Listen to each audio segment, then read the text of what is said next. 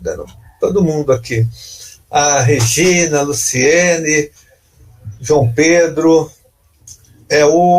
Aconteceu alguma coisa no WhatsApp, eu acho, do Michel. Eu mandei um recado para ele. Mandou? Tá. É bom, a hora que é só ele clicar de novo, que ele já estava. Talvez tenha caído a conexão dele. Tem que desligar, estou reiniciando. Tá. Então ele vai entrando. Mas de qualquer forma, técnico. A gente pode começar já. Vou começar, até porque a gente tem mais ou menos, a gente faz uma live de 50 a 60 minutos para todo mundo falar, a gente tocar nos principais pontos aqui de interesse, no caso aqui dos servidores do Judiciário e dos servidores e trabalhadores em geral, porque vocês que são representantes das entidades, representantes de uma categoria importante do Estado de São Paulo, a categoria de luta, que inclusive fez uma das maiores greves históricas do Estado de São Paulo, de 127 dias em 2010. Eu acompanhei toda aquela trajetória, aquelas manifestações que vocês faziam, as assembleias na Praça João Mendes, toda quarta-feira, religiosamente vocês estavam lá ocupando a praça. Foi uma greve histórica, né, que tem que ser estudada em trabalhos de pós-graduação, de pesquisa de mestrado, de doutorado, porque ela foi importante.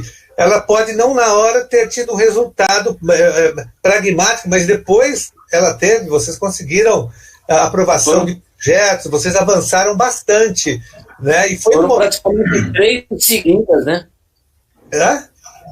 3 greves praticamente seguidas. Antes, vocês tiveram antes, né? Eu acompanhei mais essa daí, mas teve uma em 2004 também, não foi isso? Foi 2001, 2004 e 2010. Então vocês já viram uma trajetória. 3 greves, não fosse essas 3 greves, o salário do servidor do Judiciário não seriam metade do que é hoje. Exatamente. Então nós vamos começar. Primeiro eu quero agradecer a presença de vocês, do GOSE, representando aqui a CETEG, representando a Pública, a Central Única uma central de trabalhadores, dos servidores públicos do Brasil, que tem uma função importante, né, que foca muito na defesa dos servidores públicos do Brasil, e o GOSE que tem feito um trabalho muito importante. O Alemão está aqui, que é o presidente da Sojures, que atua no Estado, mas que tem um foco muito forte ali no interior, em Ribeirão Preto, em São José dos Campos e em muitas outras cidades, uma entidade muito combativa, né, que tem feito um trabalho também fundamental na defesa dos nossos servidores. Está lá em Ribeirão Preto, o GOSE está aqui em São Paulo, e agora o Michel chegou. Olha, o Michel chegando. E o Michel Santos representando aqui o Sintrajus, que atua mais na região da Baixada Santista, tem um foco ali na Baixada. Então nós estamos bem representados aqui. O Alemão representando o interior paulista, o Michel representando a Baixada Santista e o GOSE representando que é a capital e a grande São Paulo, embora também eu sei que vocês atuam em todo o estado. Estou dizendo de uma forma bem genérica aqui, mas é uma categoria grande, que tem capilaridade em todo o estado de São Paulo. Então o trabalho de vocês eu sei que não é fácil, vocês visitam as comarcas, né, os fóruns. Eu acompanho bastante a luta de vocês em todo o estado de São Paulo. E hoje nós queremos conversar com vocês. Já tem vários servidores do Judiciário chegando, também professores que estão irmanados na mesma luta, porque o nosso debate aqui, ele também extrapola a luta do Judiciário e vai para a luta geral, dos trabalhadores em geral, que estão sendo atacados, principalmente os nossos servidores, com várias propostas nefastas, que já tramitam no Congresso Nacional, na Câmara Municipal, aliás, em câmaras municipais, aí o Celso pode falar também um pouco sobre isso, e na Assembleia Legislativa, de redução salarial. Há um movimento nessa direção que a gente tem que se organizar e não aceitar que nenhuma proposta seja aprovada. E o Celso, o vereador Celso Gianazzi, aqui da capital, que é servidor público também, auditor fiscal de carreira aqui da capital, é o nosso vereador aqui na Câmara Municipal de São Paulo. Eu quero já iniciar a nossa conversa querendo que vocês falem de 2 temas aqui importantes, né? Que é, o primeiro deles é a DIN 5817. Nós, em 2015, aprovamos um projeto importante, fruto da ampla mobilização que vocês fizeram, né, para a transformação dos cargos dos agentes administrativos em cargos de escreventes, que era uma antiga reivindicação. Vocês fizeram toda a pressão, e isso também foi fruto da greve ainda de 2010, eu tenho certeza disso. Depois de uma ampla mobilização de pressão, o TJ encaminhou o projeto para a Casa Civil, a Casa Civil encaminhou o projeto para a LESP, e nós aprovamos. Vocês foram lá, fizeram audiências públicas, muita mobilização, o projeto foi aprovado, a transformação foi feita, mas nós fomos surpreendidos por essa ação, essa DIN do Supremo Tribunal Federal, que, de uma certa forma, reverteu essa situação, né? Tornando a lei inválida, a lei complementar 1260. É um absurdo total, é lamentável que isso tenha acontecido, é um ataque aos servidores, aos agentes administrativos. Eu quero que vocês falem um pouco sobre isso, né? E eu sei que vocês estão ainda resistindo, não desistiram ainda dessa luta para amenizar os estragos. Então eu queria começar com o Alemão. Alemão, como que está essa situação, essa luta de vocês contra essa medida? Eu sei que vocês estão lutando muito para tentar reverter pelo menos uma parte dos estragos dessa decisão do Supremo Tribunal Federal. Boa noite, Janazzi, boa noite, Celso, boa noite os companheiros aí do Judiciário, Goza e o Michel, e a todos que nos acompanham, né? Hoje nós temos essa ferramenta, né? Ao vivo aqui, que todos estão participando.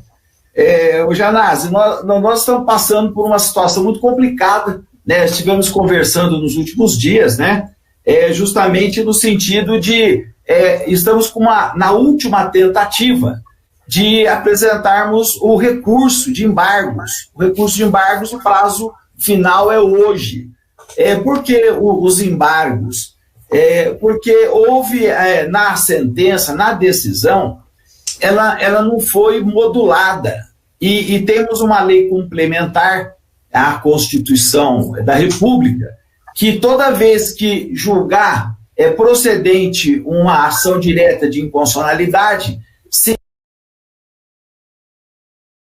seja operado, e o Supremo tem por obrigação de modular, ou seja, ele tem que, na verdade, disciplinar os efeitos dela nesse período que ela vigiu, né? Porque houve efeitos jurídicos, né? Atos foram praticados e ela vigorou por quase 5 anos, está vigorando ainda. Tá? Ela vai completar 5 anos agora. A primeira remessa de trabalhadores é agora no dia 2 de setembro. Completa 5 anos. Ou seja, a lei ficou em vigor durante quase 5 anos. De repente, os servidores que são de boa-fé, que trabalharam, né, já incorporaram esse valor do seu salário, que nós temos aí essa questão também da irredutibilidade de vencimento, tá? Uma grande parcela desses trabalhadores já exercem cargos comissionados, cargos de chefia, de supervisão, de direção, inclusive. Quer dizer, então, os efeitos, os atos processuais que eles praticaram, quer dizer, os efeitos realmente são muito complicados. Então, há a necessidade de fazer a modulação, mas nós estamos ainda com a esperança de que, sobre a vertente do mérito, tá? Porque não foi apreciado praticamente o mérito, as nossas defesas, não foi apreciado, por exemplo, nós tivemos só um voto favorável, que foi do Marco Aurélio, que esse sim, ele analisou o contexto da situação, tá? Existe julgados do próprio Supremo, existe na Constituição a questão do Instituto da Transformação, tá? Então, a lei, nós entendemos de que a lei, inclusive na própria Constituição estadual, prevê o Instituto da Transformação. Quer dizer, então, nós entendemos que é uma lei, ela é constitucional, tá? E, eventualmente, caso isso não venha a ser reconhecido, nós ainda temos a questão da necessidade de que seja feita a modulação, e é dentro desse período agora que vence hoje, que é o prazo de embargos. Então, nós fizemos um movimento que o Supremo é uma corte jurídica política, tá? Fizemos um grande movimento político, inclusive, tá? Oficiando para o governo do Estado, oficiando para o Legislativo, oficiando para os deputados que acompanham a nossa luta, no seu caso aí, que acompanha a nossa luta aí na frente, sempre na frente da nossa categoria, dos judiciários aí, quer dizer, no sentido de que os poderes que são parte, o Poder Executivo e o Legislativo, apresente o recurso, pedindo justamente para que seja reanalisado o mérito, que é quanto à constitucionalidade da lei, da 1260, além, e isso como uma alternativa, que ela seja modulada, porque há necessidade, existe uma lei complementar na onde determina que a lei que for declarada inconstitucional, ela tem que ser modulada, tem que ser disciplinada, regulamentar os efeitos no período em que ela operou. E, por óbvio, né, os atos têm que ser consolidados e assegurado a todos os trabalhadores a permanência no cargo, tá? Inclusive devido à própria questão da irredutibilidade de vencimento, da boa-fé que eles exerceram e assim por diante. São N fatores aí que ao longo do programa nós vamos estar elencando. Então essa é uma grande luta, conclamamos também centenas de trabalhadores para ingressarem com recursos individuais, justamente para nós criarmos esse fato político-jurídico. Tá? Então, nós, durante todo o final de semana, aí, nós tivemos aí, uma tarefa árdua, no sentido de protocolar, findou hoje o trabalho, centenas e centenas de recursos individuais, além do recurso das entidades. Nós também protocolamos recursos individuais, no sentido de fazer com que alguém lá em Brasília, né, pare e lê o processo, o contexto da situação, ela tem que ser revista. Então, nós estamos aí esperançosos nesse sentido. Sabemos que o tribunal tem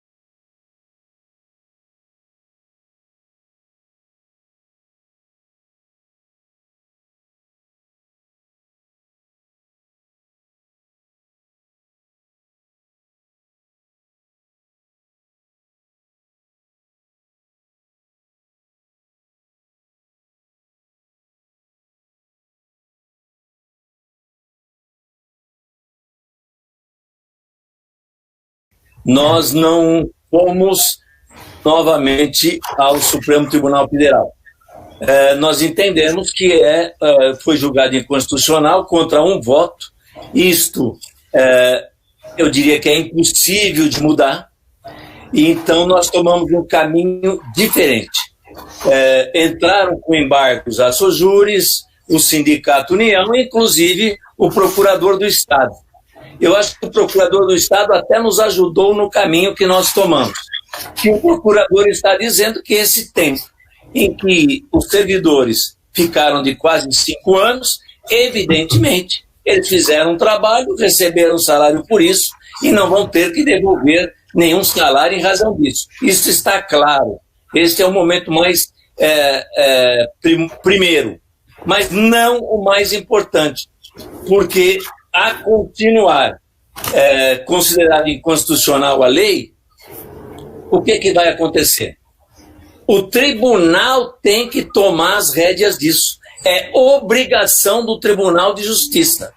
O Tribunal de Justiça colocou os agentes nos cartórios, evitando fazer concursos de escreventes. Na verdade, economizou. E agora, ele não pode tirar o escrevente de cartório. Você imagina esvaziar os cartórios com 3.000 servidores. Não tem como esvaziar os cartórios. Imagina diminuir o salário daqui para frente daqueles que quase 5 anos estiveram lá em cartório. Também não pode.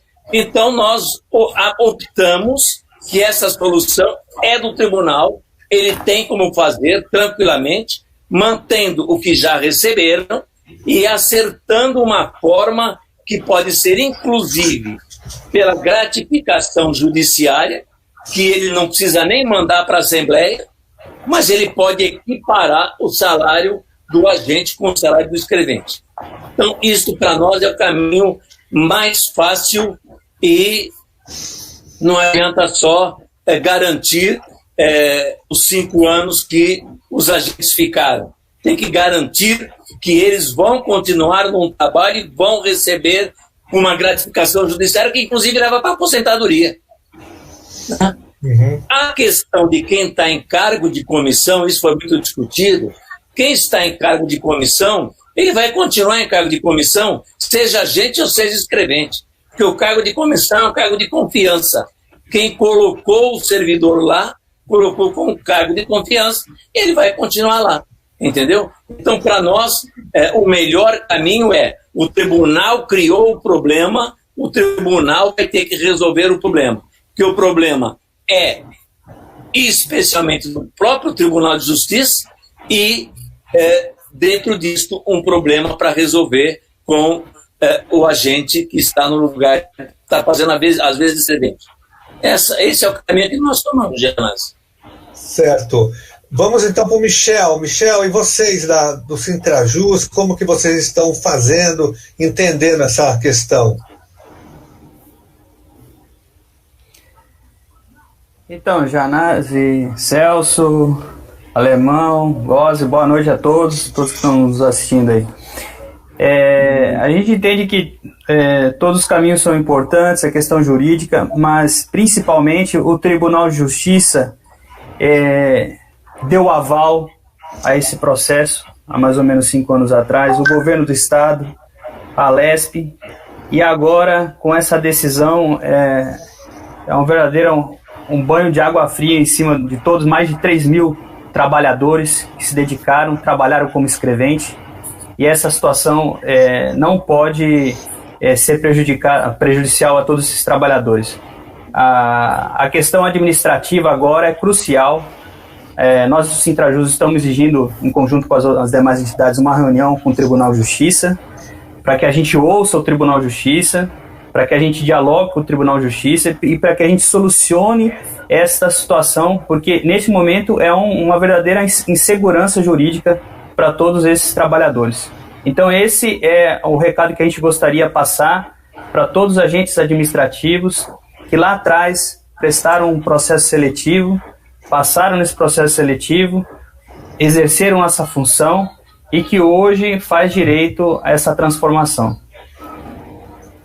E só falando da recomendação 64, essa da suspensão, essa orientação, Michel, vocês defendem logicamente. Desculpa, Sim, claro. Eu acho que ele ouviu não da recomendação do Conselho Nacional de Justiça, a recomendação 64, que sugere, que orienta o Tribunal de Justiça a suspender o prazo do concurso, o prazo da chamada, para que não haja prejuízo a quem foi aprovado ou aprovada, e também não haja prejuízo para o TJ, que já realizou o concurso e precisa dessas pessoas. Sim, com certeza. Esse momento de pandemia é um momento atípico para todo mundo, e principalmente para quem está para entrar dentro do Tribunal de Justiça. Nós precisamos desses novos funcionários, com certeza, mas essa situação agora está muito complicada, né, com esse isolamento e tudo mais. O Alemão, depois eu passo para o Celso. Janazzi, justamente ao encontro dessa recomendação do Conselho Nacional de Justiça, existe em tramitação um projeto de lei complementar, já foi aprovado no Senado, já foi aprovado na Câmara, né, e está para ser sancionado, e que diz respeito justamente, inclusive, à suspensão dos prazos decadenciais, inclusive de aquisição de imóveis pelo sistema de Funcapião e assim por diante. Ou seja, é justamente para prevenir o momento.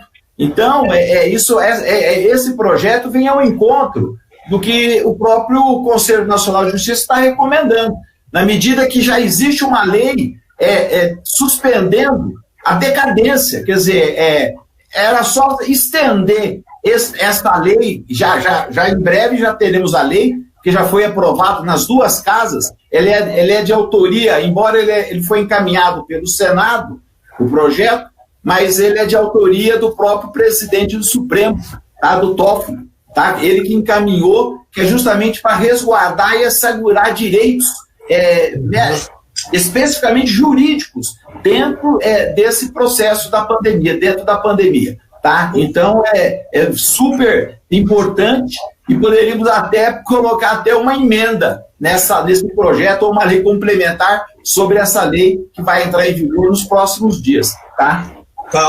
O vereador Celso Genasi aprovou uma lei na Câmara Municipal com esse teor.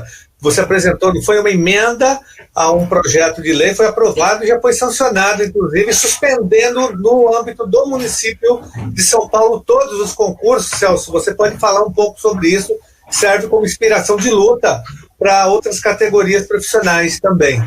Exatamente. Primeiramente, eu cumprimentar o Michel, o Alemão, o Gozzi, Carlos, boa noite a todos, né? Parabéns aqui pela iniciativa de trazer esse assunto aqui no debate com as pessoas que nos acompanham nas redes sociais. Foi muito importante nesse momento de grave crise que a gente vive, crise política, crise sanitária, crise social. Então, é importante que a gente debata aqui e coloque esses pontos, né, que vocês estão trazendo, muito importantes aqui. E antes de falar do concurso, falar desse ponto, dessa transformação, dessa luta que vocês estão fazendo, porque, assim, existe o princípio da segurança jurídica, né, que todos esses trabalhadores estão sujeitos. O projeto sai do Tribunal de Justiça, passa para a Assembleia, passa na Procuradoria da Assembleia Legislativa, passa pela Procuradoria-Geral do Estado. Então, os servidores que estão submetidos a essa transformação, essa mudança, eles estão de boa fé, de confiança. Então não há que se falar em devolver dinheiro, não há que se falar nada disso. E como eu acho que bem disse de vocês, o governo tem que dar o Tribunal de Justiça tem que dar uma resposta a esse ataque. Não pode, a segurança jurídica tem que ser respeitada. Houve a boa fé de todos os servidores públicos. Então, uma luta muito importante que vocês estão fazendo.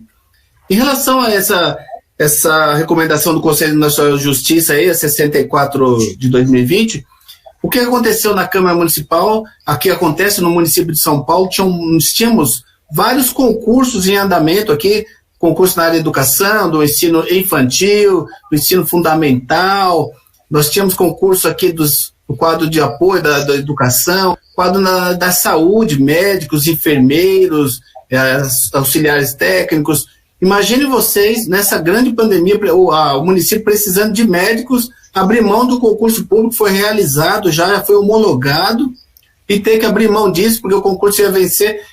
É um recurso público jogado no lixo. Então, nós fizemos esse trabalho na Câmara Municipal, apresentamos um projeto de lei para suspender todos os prazos de todos os concursos aqui no município de São Paulo.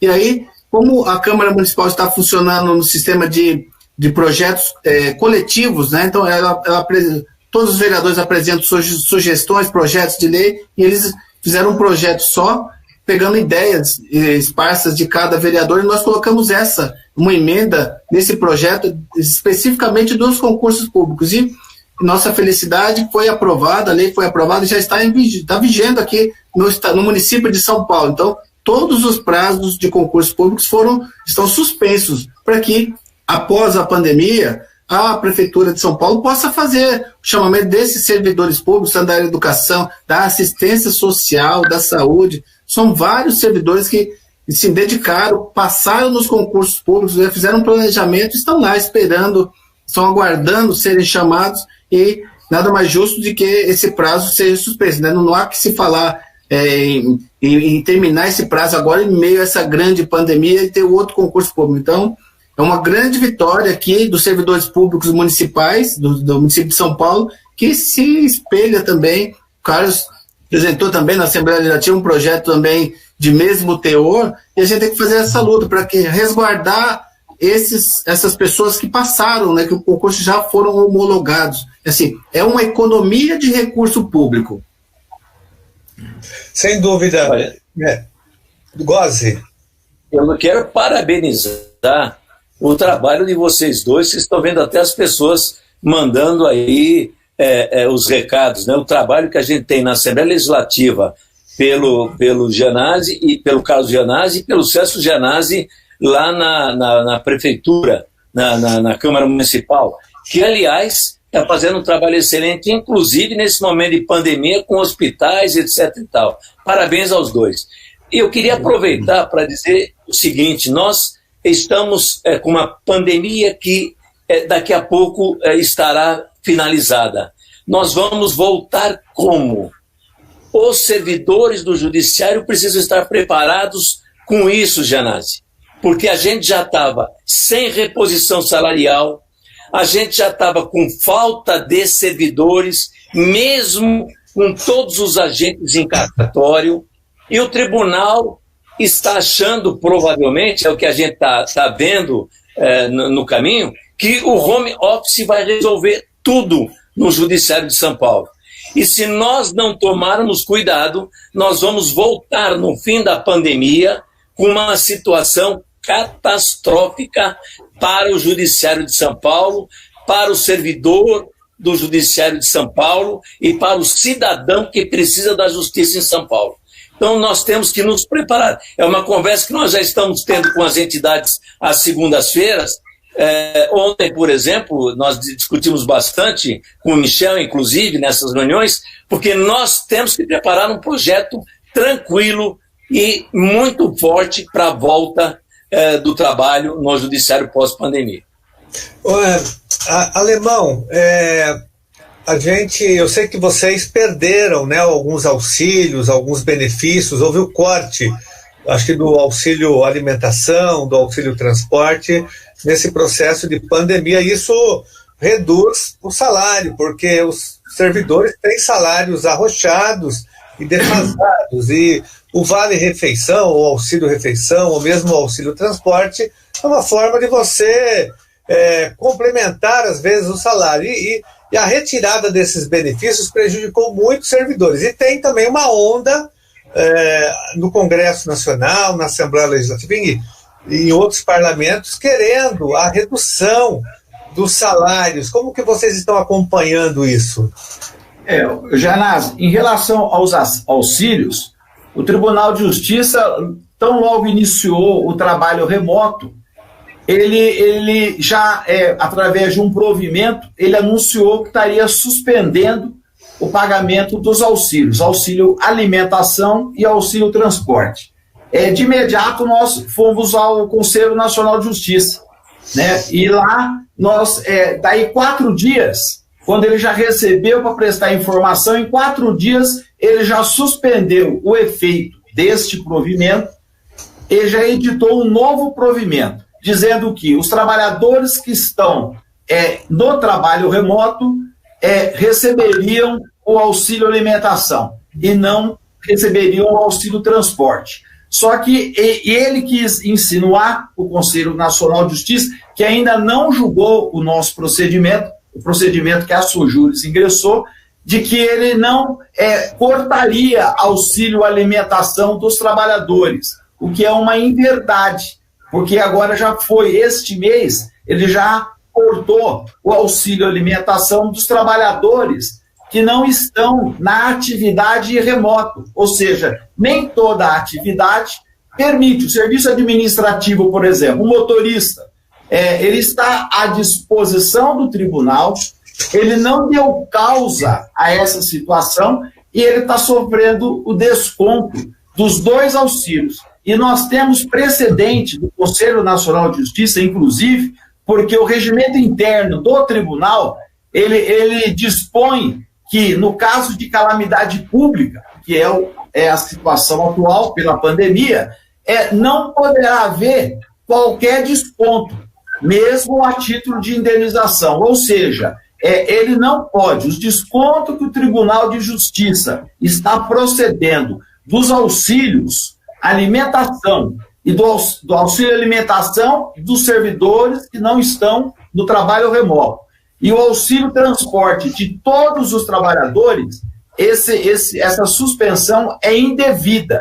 Nós estamos aguardando a manifestação do Conselho, que já pediu por 3 vezes a informação do Tribunal de Justiça, e cada hora ele tenta enrolar, dizendo que ele não está procedendo desconto. E nós encaminhamos agora, semana passada, vários olerites de trabalhadores que estão tendo desconto. Então, essa é a questão dos auxílios. Estamos discutindo e não estamos permitindo nenhum desconto, porque os trabalhadores não deram causa, por óbvio, estão trabalhando, inclusive, embora discutimos a questão do trabalho do home office, mas fato é que os trabalhadores estão trabalhando todos os dias, quer dizer, estão produzindo. Se eles estão produzindo, nada justifica o desconto dos auxílios, muito menos o auxílio alimentação e o transporte também, porque o servidor está utilizando dos meios dele, ou seja, o tribunal jogou o trabalhador home office, mas ele não comprou, ele não passou, ele não deu internet para o trabalhador, ele não dispôs de meios, se ele está trabalhando de forma correta, ergometricamente, ele não aparelhou, ele não deu a capacitação e não deu os equipamentos. Ou seja, o trabalhador está tendo que bancar todo esse aparato aí, desde internet até equipamento. Está sendo obrigado a bancar mais esse gasto. Então, em relação aos auxílios, nós estamos discutindo e temos certeza que nós vamos conseguir rever essa situação. A questão do salário, Janás, infelizmente, aí já não é um privilégio nosso, né, do trabalhador só do judiciário, é o trabalhador de todo o Brasil, do setor público. A todo instante, a gente ouve, né, na mídia, ouve aí, qual será a contribuição do trabalhador do setor público. A nossa contribuição nós damos há muito tempo, a nossa contribuição. Nós, por exemplo, do judiciário, nós estamos com uma perda salarial acumulada de 16,81%, inflacionária. Agora, com a retirada dos auxílios, tem salário, o salário mais baixo, justamente esse que não está recebendo, o agente de serviço, isso significa 1/4 a menos no salário. Quer dizer, 16,81 no salário e mais a questão do desconto dos auxílios. E agora, a partir do dia 6 de junho, nós vamos ter a questão da reforma da Previdência, que é a questão da taxa previdenciária, que o deputado já entrou com um projeto de lei complementar, tentando suspender os efeitos, né, Janás? Estamos acompanhando. Exatamente. Mas o fato é que se nós não tivermos êxito, né, nessa nova demanda sua aí, que é bem assertiva, mas os descontos ocorrerão, ou seja, vai ser majorado na faixa de 5% a mais. Ou seja, até quando nós, do setor público, vamos ter que contribuir? Então é isso que nós temos que discutir, só que infelizmente nós não temos esse tempo, mas nós já damos uma grande parcela para a população. Então isso, você que tem aí os mecanismos, o vereador Celso, é importante ajudarem a divulgar essa situação que estão passando os trabalhadores do setor público em geral, e especialmente nós do Judiciário Estadual, com todas essas perdas salariais. Michel, então, olha, nós estamos vivendo um confisco salarial já. Vocês estão com os descontos dos auxílios. Teve o confisco da Previdência, não é isso? 27,5% do imposto de renda, agora 16% da Previdência, é um verdadeiro confisco. Aqui em São Paulo, Janazzi, eu tenho a clareza para dizer para todos que nós tomamos um passa-moleque desse governador. Infelizmente, a gente acabou sendo prejudicado mais ainda do que em outros estados, do que até a reforma da Previdência que foi em Brasília. E por que eu digo isso? Aqui a alíquota foi em 16%, e esse 16% é para a grande maioria dos servidores, tanto para os carreiras de Estado, né, que ganham os salários mais altos no serviço público, mas também a grande maioria dos servidores, a média dos servidores, que vão estar pagando essa alíquota em torno de 16%. Enquanto que outros estados, com a aprovação da nova reforma da Previdência, conseguiram muitos com a alíquota em torno de 14%. Então, infelizmente, aqui em São Paulo, nós fomos muito prejudicados, né? E agora, nessa pandemia, com isolamento, toda essa situação que nós estamos aí, e ainda vai vir mais uma cacetada que vai ser agora em junho, essa nova alíquota que vai ser cobrada. Mas os ataques não vão parar por aí, né? A gente sabe que o nosso reajuste já está sendo prejudicado esse ano, o ano que vem também, mas eles não vão desistir enquanto não reduzir os nossos salários. E eles não vão desistir também enquanto não for aprovada mais para frente uma reforma administrativa que venha até demitir os servidores públicos. Essa é a minha opinião. Agora a gente tem que registrar, Janazzi, e ao Celso também, para saber um pouquinho sobre a questão do nosso, dentro do detalhe sobre o nosso judiciário, é que nós, como a grande maioria dos servidores públicos, nós não recebemos aumento. Isso a sociedade tem que saber, tem que deixar bem claro. O que é pago nos outros anos que foram pagos era reposição de inflação, é o que foi corrido nos nossos salários. E no ano passado, ficou gritante a desigualdade dentro do judiciário. E por que eu falo isso?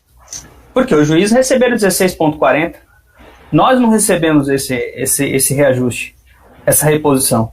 Nós recebemos o índice do NPC, que foi dos últimos 12 meses, enquanto os juízes e desembargadores conseguiram 16,40. E essa situação gritante que ficou dentro do Tribunal de Justiça, ela vem ocorrendo de tempos em tempos. E esse ano a gente vai ficar sem reajuste, o ano que vem sem reajuste, e essa desigualdade dentro do Tribunal de Justiça.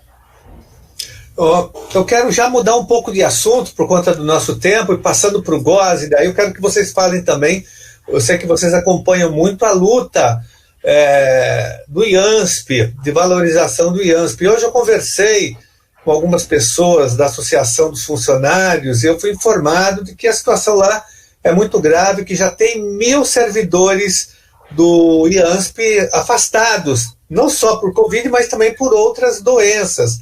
E que nós já temos 200 servidores internados, aí, servidores de fora do IANSP, com a Covid-19 e a precarização histórica do nosso IANSP. Eu sei que vocês acompanham bastante essa luta, né, do nosso IANSP, que é o nosso Instituto de Assistência Médica de todos os servidores do Estado de São Paulo. Aí, Gozzi. Bem, o IANSP, primeiro, deixar bem claro que ele vive da contribuição dos servidores públicos do Estado. Aquilo que o governo coloca quando necessário, quando falta dinheiro, é o mínimo.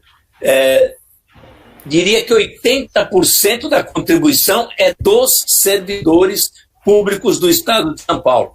E quem comanda o IANSP, quem comanda o Hospital do Servidor, inclusive, é o próprio governador, o próprio governo do Estado. Ele que indica o administrador do IANSP, ele que indica toda a diretoria, e nós temos um projeto que você sabe, está lá na Assembleia, que seria a primeira grande saída para melhorar o IANSP, que é transformar o IANSP em uma autarquia onde os servidores tenham participação ativa, ou seja, que a gente tenha um conselho fiscal com participação do servidor, para a gente saber como é gasto, porque a gente teve problemas sérios com empresas externas, inclusive, estando lá no IANSP sem controle nenhum, uma comissão, um conselho administrativo,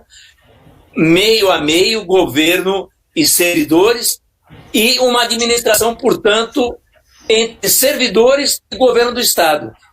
E nessa administração, que também o governo do Estado passe a colocar a mesma quantia que é colocada pelos servidores. O governo do Estado, né, Janás, há tempos não dá a reposição salarial que os servidores têm direito. Ora, 2% da folha de pagamento para o IANSP do governo, como 2% que nós, servidores, colocamos, deixaria o hospital numa condição muito melhor. Então, verba do servidor, verba do governo e uma administração, governo e servidores conjunto. Isso é muito importante no Hospital do Servidor. É isso que ajudaria a melhorar o hospital. O Alemão, Janazzi, eu quero que o... Quem falou? Se me permite, Janazzi, só para informar, eu acabei de sair, antes de entrar aqui na reunião com vocês, eu saí da reunião da CCM, da coordenação, só para passar um informe. Então 70% da UTIs já estão ocupados no IANSP hoje em dia, por causa da Covid. É muito, hein? Celso, como que é? Você acompanha a situação do Hospital do Servidor Público Municipal, que é o hospital irmão do nosso Hospital do Servidor Público Estadual, que vive as mesmas condições. E você é membro da Comissão da Saúde da Câmara Municipal, tem acompanhado bastante esse debate.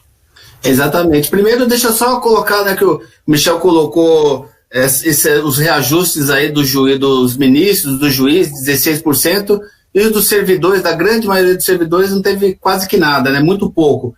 Então, mostra, a gente está vendo também, relacionado a esse assunto, quem está salvando vidas no país é o SUS, né, o SUS, transformado são servidores públicos da área da saúde, de outras áreas que estão na frente do combate ao coronavírus, e a gente sabe que o serviço público no Brasil ele precisa ser valorizado porque é ele que combate as desigualdades. Então, se a gente não tivesse o SUS de servidores públicos aqui no Brasil nesse momento, estaríamos todos, esse número de mortes estaria assombrador, assombroso, né? Mas o que a gente coloca a gente tem que valorizar o servidor público do Brasil como um todo. E nós vivemos esse ataque, né? O Carlos falou no início, a nível federal existe esse ataque, na Assembleia Legislativa, a Câmara Municipal de São Paulo, há projetos pedindo exigindo a redução do salário dos servidores públicos. Imagine vocês reduzir salários nesse momento da pandemia de médicos,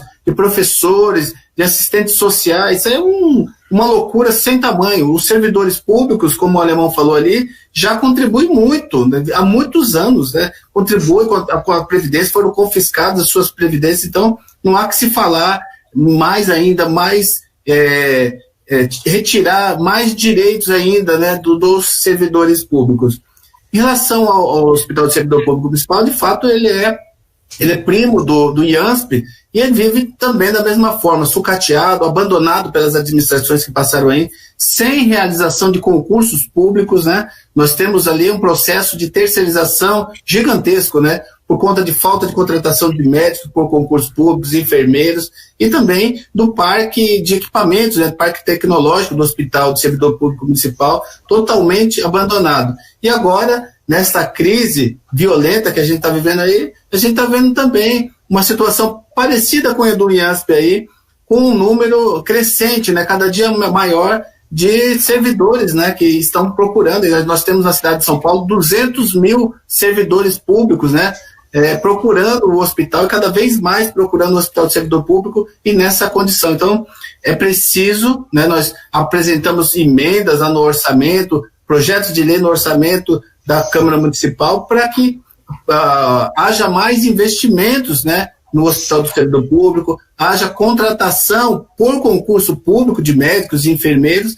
para que a população possa ter a possibilidade de ter um atendimento ali digno, né, e sair dessa crise. E além do Hospital do Servidor Público Municipal, e aí eu falo também porque eu sou membro titular da comissão lá de saúde da Câmara Municipal, e a gente tem acompanhado na cidade aqui de São Paulo, são vários hospitais inativos, né, com a possibilidade de instalação de leitos. Nós temos o Sorocabana, nós temos o hospital em Santo Amaro, São Leopoldo, Santa Cecília, são hospitais que estão ou parcialmente funcionando ou não estão mais funcionando, mas recentemente estiveram funcionando e têm condições de abrigar novos leitos. Indicamos ali, acionamos o Ministério Público para a reabertura do Cruz Vermelha, ali perto do aeroporto, na Rubem Berta, oficiamos o prefeito, e esse ele abriu novos leitos lá, para que a população possa ter essa possibilidade de tratamento e de cura, né? Saia dessa crise com vida.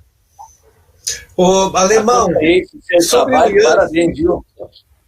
Alemão, aqui olha, tem uma intervenção da Bebel Rossini. Ela diz o seguinte: na minha cidade não tem médicos e nem exames pelo IANSP. Como está a situação do IANSP no interior para atender os servidores do judiciário?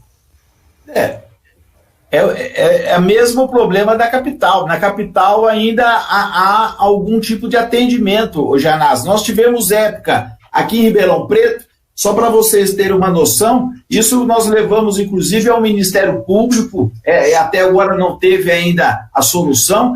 Em Ribeirão Preto, se tivesse que fazer uma radiologia, o serviço de radiologista era só durante o dia, à noite era fechado. Em Ribeirão Preto, não tirava raio-x à noite. Quer dizer, você imagina numa cidade ainda menor. Quer dizer, então, por sorte, no interior, que nós temos aí o SUS. O SUS no interior, cidades pequenas, ele funciona bem. Eu digo que nós temos aí de 3 a 4 contribuição com a questão da saúde, porque nós temos o SUS, que nós contribuímos, nós temos a questão dos descontos compulsórios dos 2% do IANSP, e eu, por exemplo, já contribuo há 47 anos com o IANSP, quer dizer, nunca socorri ao IANSP. Quer dizer, temos aí um auxílio saúde pequeno, que o tribunal não majora, já faz 2 anos que ele não majora o auxílio, e ainda temos que nos socorrer a uns planos de saúde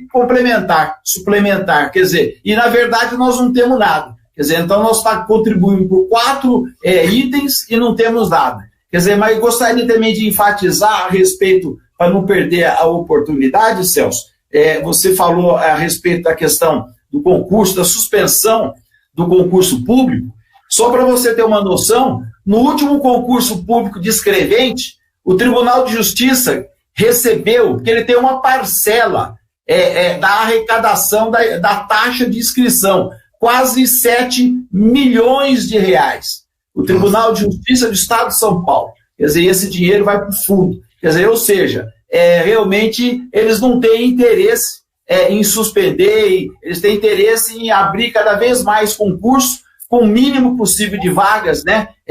Às vezes abre aí, tem 100 mil, 150 mil inscritos. Quer dizer, só no último concurso de escrevente é um absurdo. O tribunal lucrou quase 7 milhões de reais. Quer dizer, então essa é uma grande dificuldade em fazer com que o tribunal suspenda, né? Porque ele ainda ganha sobre essa questão. Quer dizer, então é complicado. Então essa é a grande luta da classe trabalhadora, né, Celso? Então eu gostaria que você falasse sobre isso. O que dentro do seu segmento O poder público ainda ganha sobre as taxas de inscrição? Você tem notícia disso, Celso? Então, não, aqui não ganha, mas assim, você paga as bancas, né, o Alemão? Você paga as bancas para fazer o concurso, não é barato fazer um concurso público, não é barato. Então, se não houver a suspensão, se a gente perder todos esses prazos, a gente vai ter que fazer, o poder público vai ter que fazer novamente outro concurso e vai ter um gasto enorme, né, com isso. Então, é necessário. E eu garanto que vocês também, no Estado, né, tanto no Poder Judiciário, Tribunal de Justiça, como no todo o Estado, tem concursos já inspirando na saúde, na educação, na segurança. Né, na segurança nós fizemos, inclusive, com o pessoal do sistema prisional, pedindo a suspensão, né, a prorrogação dos prazos dos concursos públicos, porque lá tem muitos concursos, né, alguns concursos que estão para expirar. Agora, deixa eu colocar uma questão. O Michel trouxe aqui um dado de 70% de ocupação dos leitos do IANSP, né? E nós, olha, como são as coisas, que eu gostaria até de compartilhar com vocês, o que vocês acham. Porque nós, há umas 2 semanas, nós fizemos uma live aqui com o pessoal da diretoria do IANSP e tudo, e eles nos relataram que o IANSP ainda estava numa situação razoavelmente confortável, porque os servidores públicos, eles conseguem ainda fazer o isolamento, eles não estão trabalhando em teletrabalho, né? Diferentemente dos outros trabalhadores que seguem a orientação do governo Bolsonaro. Então, o hospital do IANSP, como ele é porta fechada, é só para servidor público, ele ainda tinha uma certa folga. E hoje a gente está vendo que isso não está mais acontecendo, né? O que vocês acham que está acontecendo? Ô Celso, eu acho que a epidemia, ela fala por si só, né? Os números são exponenciais, está cada vez aumentando, e é questão de tempo, não só o IANSP, mas o SUS também não suportar a demanda que tá por vir. Se hoje a gente bateu o recorde de mais de 1.000 mortos em 24 horas no país, é muito preocupante as próximas semanas no estado de São Paulo e em todo o país com relação a essa epidemia. Celso, eu tenho uma noção aí da questão. Só um minutinho, eu tive que dar uma saída aqui, porque nós estamos votando ainda na Assembleia Legislativa, nós estamos em votação, vou mostrar para vocês aqui, olha, estou votando aqui no celular, a votação começou às 2:30 da tarde, até agora, votando a urgência do projeto da antecipação do feriado. O projeto. Para o dia 25. Então, é urgência. O projeto só será votado na quinta-feira que vem ainda. Então, para vocês terem uma ideia de como demora para aprovar uma urgência, nem é o projeto em si, desde as 14h30 até agora. Então, tive que dar uma saída aqui, fui para o celular que estou acompanhando a sessão. Então, peço desculpas a vocês, mas goze, continue. Ô, Carlos, a gente já estava fazendo um bate-papo, falando que há 2 semanas nós fizemos uma live aqui com o IANSP, né, com o pessoal do IANSP, e eles falavam da situação confortável ainda, entre aspas, do IANSP, por ser porta fechada, só atender servidor público, mas os dados que o Michel trouxe já nos mostram que ele já não é mais a mesma situação. Então, eles estão falando, o Michel fez um relato e o Góes está falando sobre essa situação. Certo. A pandemia começou no Brasil na classe média alta, né? O sujeito que viajava para o exterior, voltava, etc. e tal, atingiu as grandes cidades e hoje está atingindo as periferias. E nós temos muitos servidores com baixo salário morando em lugares onde não tem água, onde não tem esgoto. Fica a impressão, quando se fala em salário dos servidores, que todos têm um salário tão alto que estão todos tranquilos. Acabamos de ver aqui uma mensagem de um servidor da rede escolar, um trabalhador da rede escolar, um agente, não sei exatamente agente qual. De organização escolar. Que ganha R$1.000, 1.000 e uns quebradinhos. Quer dizer, esse pessoal é o que está agora morando em lugares sem água, sem esgoto, muita gente dormindo no mesmo quarto. Esses servidores estão sendo atingidos agora. Os servidores da periferia que têm baixíssimo salário. Claro que começa a atingir o IANSP. Ô Celso, no período, há 2 semanas atrás, eu até concordo que faria sentido, né, a colocação deles, né, porque agora, com esses números que nós temos, a questão da subnotificação, que não mostra, nós não temos um número da realidade dos casos, né, para você saber, para você ter uma noção, nós estamos tendo um problema agora recentemente, dentro da nossa categoria, os oficiais de justiça. Os oficiais de justiça, alguns serviços, eles têm como fazer através do aplicativo, né? Mas no início, o tribunal jogou todos eles na rua. Então, nós tivemos que impetrar mandado de segurança, impetrar expedientes para que o tribunal recuasse e traçasse aí uma forma de amenizar a quantidade de trabalho, né? Só que hoje, por exemplo, com a vigência, com a abertura, né, dos trabalhos, né, que, embora de forma remota, os oficiais estão recebendo aí serviços de qualquer espécie, mesmo sem ser aqueles tidos como urgentes. Quer dizer, já faleceram vários oficiais de justiça com a Covid-19, quer dizer, em breve esse número ele também já está sendo maquiado. Nós vamos então ter o contato do trabalhador, em especial da nossa categoria no judiciário, dos oficiais de justiça. Estamos aí protocolando expediente nesses dias agora para compelir, fazer com que pelo menos as partes, ao peticionar, ao entrar com os processos, que eles pelo menos indiquem o telefone, o contato, para que as partes possam ser contactadas pelo oficial através de aplicativo, né? Porque senão nós vamos ter aí também uma enxurrada de oficiais de justiça, de servidores acometidos aí pela Covid, tá? Por falta de assistência, por falta de equipamento, tá? Por não falta fornece, Alemão? Não fornece o EPI ou o Tribunal de Justiça? Está fornecendo agora. Se você ver a qualidade das máscaras que foi encaminhado, a nossa entidade mesmo já forneceu centenas e milhares de equipamentos. À medida do possível, nós estamos suprimindo isso, tá? Para você ter uma noção, na região de Rio Preto, até ontem, tinha lá, para toda a região administrativa, que um caminhão de equipamentos para ir buscar em São Paulo, só que o tribunal suspendeu, como ele tinha suspendido o pagamento da diária, então não poderia mandar o funcionário de caminhão buscar o equipamento. Então nós falamos, isso foi ontem, falamos, bom, então a entidade vai bancar essa diária, vai bancar a despesa do trabalhador para ele poder ir buscar. Aí resolveram, quer dizer, olha que absurdo, né? Quer dizer, ou seja, né, tem um equipamento em São Paulo, mas ele não estava chegando no interior por falta porque o tribunal suspendeu até mesmo o pagamento das diárias do trabalhador que está trabalhando, que vai ficar 12, 16 horas fora da sua casa e se expondo ao perigo. Então é um absurdo, né? Vamos incluir também aí assistentes sociais, viu? Do Sim. Tribunal de Justiça, psicólogos, especialmente assistentes sociais, que têm que ir nas entrevistas, né? Nos lugares mais complicados que vocês possam imaginar. Muito bem, olha. Janazzi, Celso, Michel.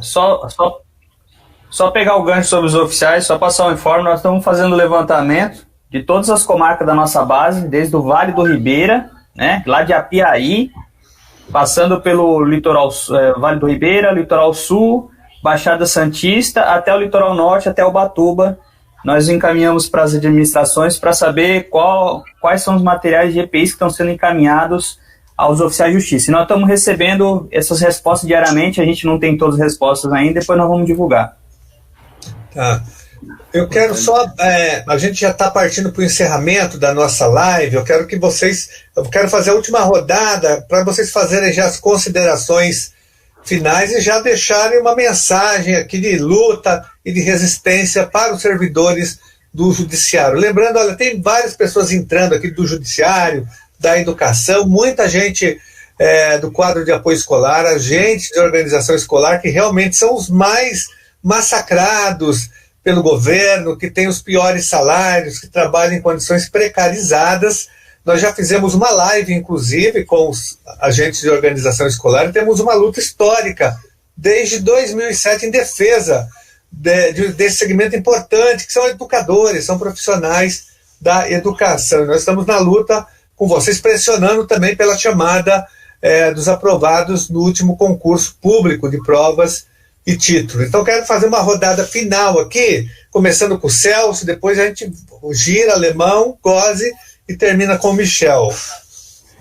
Na verdade, eu vou cumprimentar, parabenizar tanto o Alemão, o Michel, eu gosto pelo grande trabalho que vocês fazem à frente das entidades que vocês representam, porque a gente sabe, né, falou um pouco disso, do ataque que nós estamos tendo aí aos direitos, né, tanto os direitos sociais, trabalhistas, previdenciários, né, estamos passando por um grande período de retirada de direitos, e vocês têm feito um grande trabalho, né, na luta para não permitir que isso seja realizado. E o judiciário, os servidores do judiciário são fundamentais nesse processo para impedir esse massacre contra os servidores públicos, não só do judiciário, mas de todo o Brasil. Então, é importantíssimo, sem vocês, sem os servidores do judiciário, não há justiça nesse país. Então, eu cumprimento todos vocês três fazem um trabalho grandioso, junto com o coletivo que vocês representam. Então, eu deixo aqui o meu boa noite, meus parabéns, e que a gente continue juntos nessa luta. Renato, quero agradecer mais uma vez aí a oportunidade.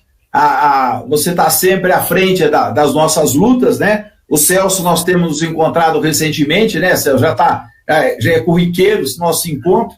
E dizer para o trabalhador, como aqueles que estão chegando agora, que nós estamos aí inteirados e continuamos lutando. Por exemplo, nós não vamos abrir mão da nossa database, nós do Judiciário especificamente, tá? Coincidiu que no dia que o Tribunal de Justiça anunciou, foi 2 dias antes da questão do isolamento social, do distanciamento, mas nós ainda vamos discutir com a categoria quais as medidas que efetivamente nós vamos adotar pelo não cumprimento da database. Nós temos plena convicção de que o tribunal ele tem dinheiro suficiente para cumprir a database, tá? Nós não vamos abrir mão da questão dos auxílios, né? E essa luta dos oficiais de justiça, dos assistentes, psicólogos, esse pessoal que está na rua, temos também os agentes de segurança, que são os motoristas, enfim, nós temos aí muitos trabalhadores que estão na rua.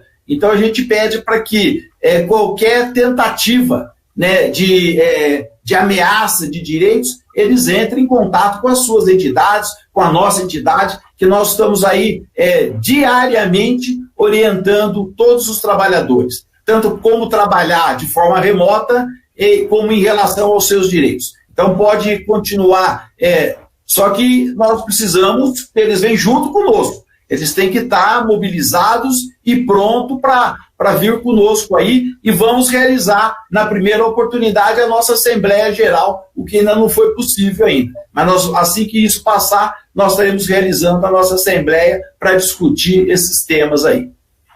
Obrigado, Alemão. Gozzi? Olha, falando em nome da CETESG, em nome da FESPESP, que é a nossa federação, em nome também da Pública, que é a Central do Servidor, eu tenho dito sempre que, acabando, assim que essa pandemia acabar, nós temos que trabalhar por um Brasil diferente, por um Brasil mais humano, mais democrático, que pensa no homem mais do que no dinheiro, que tem que ser o estado do bem-estar social que está lá na nossa Constituição. E neste trabalho, servidores públicos, no geral, terão uma importância muito grande. Nós temos que estar à frente deste movimento para um Brasil melhor. E falando do judiciário, nós temos que estar à frente, nós, servidores do judiciário, para a democratização do judiciário. O judiciário não é democrático. O judiciário de São Paulo e dos vários estados parece que tem donos. O judiciário não tem dono. O judiciário é uma instituição para o cidadão. E nós, servidores do judiciário, temos que trabalhar por essa por esse trabalho de democratização do judiciário. E nós realmente vamos para a praça pública, vamos batalhar pelos nossos direitos e vamos batalhar por uma melhora no judiciário do Estado de São Paulo. Muito obrigado, Gozzi, muito obrigado, Alemão, muito obrigado, Michel, vereador Celso Gianazzi, pela participação de vocês, pelos esclarecimentos. Muitas pessoas entraram, deixaram sugestões, fizeram considerações aqui, propostas, e confirmaram muito do que vocês falaram em relação aos servidores do Judiciário, em relação ao IANSP, em relação à situação mais geral dos trabalhadores e trabalhadoras do Brasil, desses ataques todos que vocês citaram. Foi uma live muito esclarecedora, e aqui eu só reitero e renovo o nosso compromisso em defesa da luta dos servidores do Judiciário, dos direitos e da dignidade do Judiciário, na luta para tentar minimizar a situação dessa ADIM 5817, que a gente possa proteger os escreventes que tiveram, os agentes administrativos que tiveram seus cargos transformados. A questão do concurso, hoje eu já fiz um pronunciamento, encaminhei também um pedido para o TJ pedindo a suspensão do prazo dos concursos, como pedindo que o TJ faça o óbvio, atenda a recomendação 64 de 2020, então tenha uma orientação, não precisa nem de lei, é só o presidente do Tribunal de Justiça bancar isso, ele tem cobertura do Conselho Nacional de Justiça e de todas as outras lutas que vocês têm travado. Parabéns pela resistência de vocês, pela luta. Aí quero também ainda aqui manifestar o nosso apoio e a nossa solidariedade às famílias e amigos das pessoas que foram vítimas da Covid-19. Hoje nós estamos com um número aqui assustador, 1.174 pessoas morreram em 24 horas no Brasil. É muito sério, isso é grave.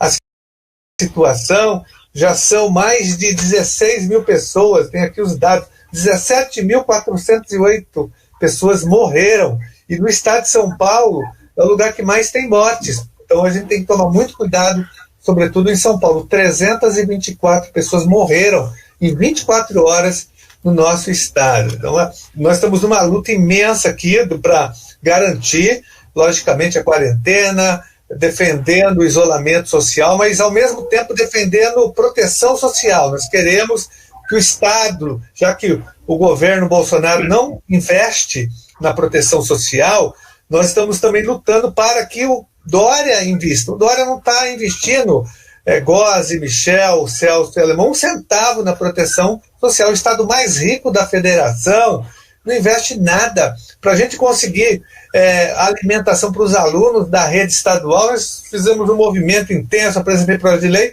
e ele só está garantindo R$50 por mês para uma parte da rede estadual.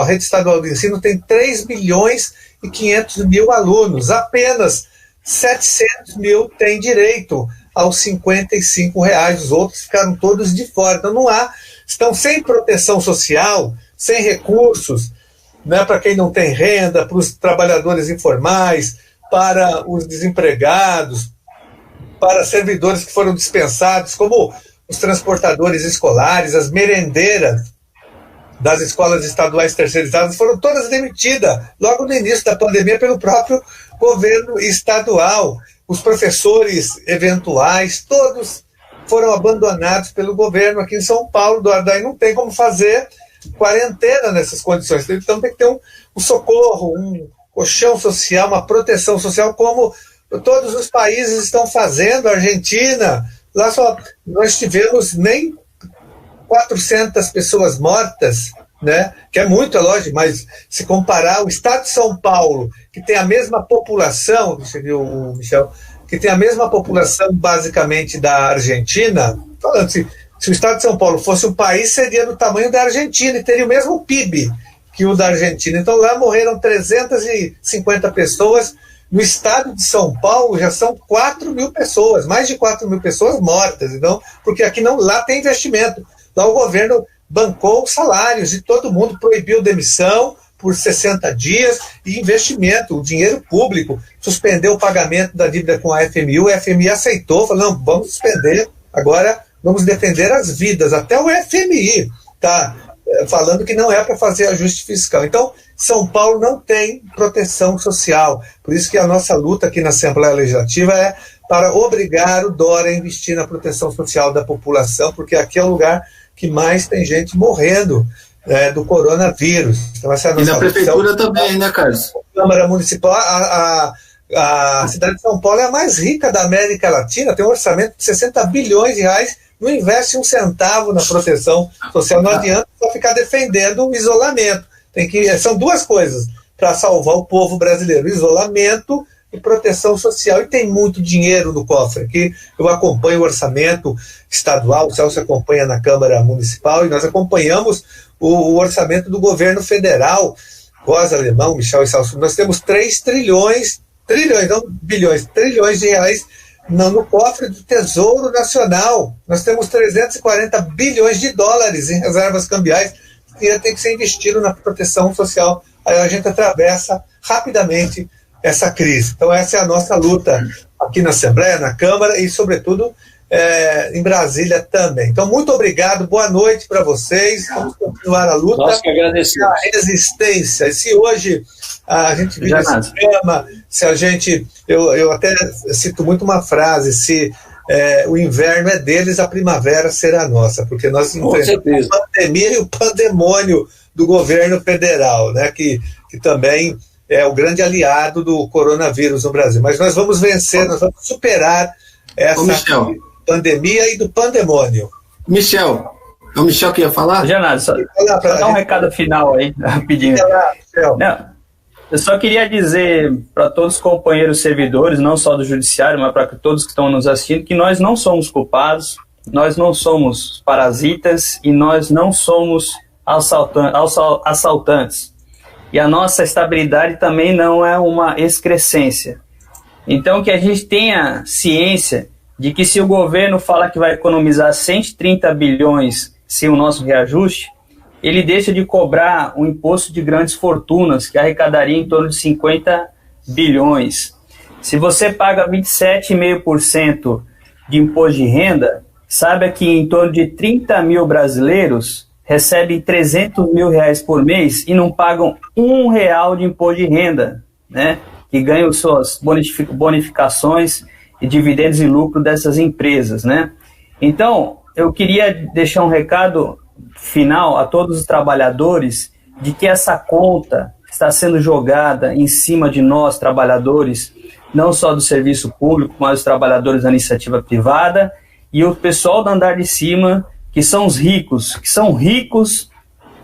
que ganham bilhões, milhões e não estão pagando nada nessa crise econômica. Vem uma crise econômica, vem uma crise sanitária e eles sempre passam ilesos. E nós que somos sempre os considerados culpados.